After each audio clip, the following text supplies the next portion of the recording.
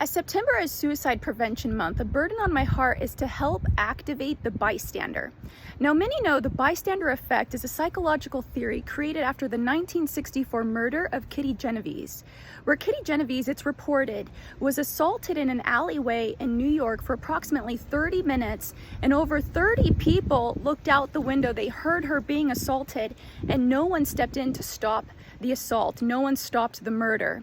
Thus, the theory describes people who come across somebody who's under duress and distress due to victimization, bullying, crime, and they refuse to step into the situation due to other people being present. Now, they might have different reasons for not stepping in. Some don't want to take the time. They don't want the responsibility. They don't want to be targeted themselves. They fear getting hurt. They don't want to be judged for intervening, or some, it's more of a social pressure. They fear stepping in due to the social silencing that's going on.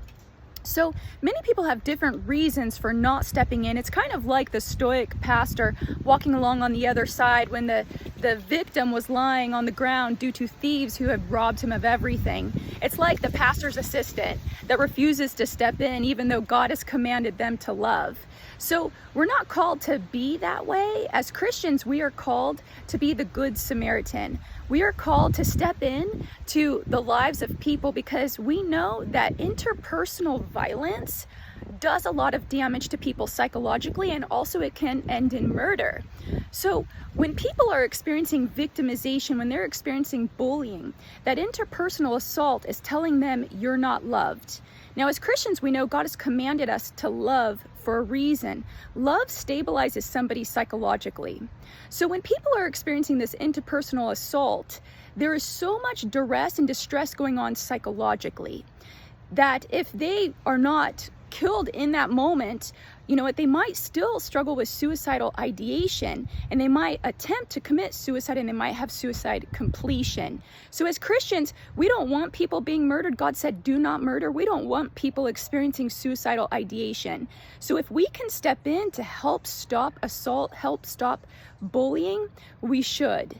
We don't know, I mean, what some call minimal, they might see some bullying and they just, oh, that's minimal, it's not too bad. The thing is, there might be something larger hidden underneath the surface. We do not know the effect bullying has on somebody else psychologically, so who are we to assume?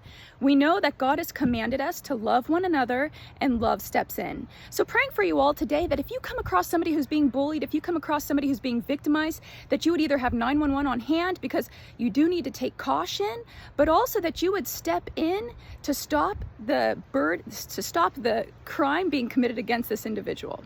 So praying for you all today. God bless you. Bye.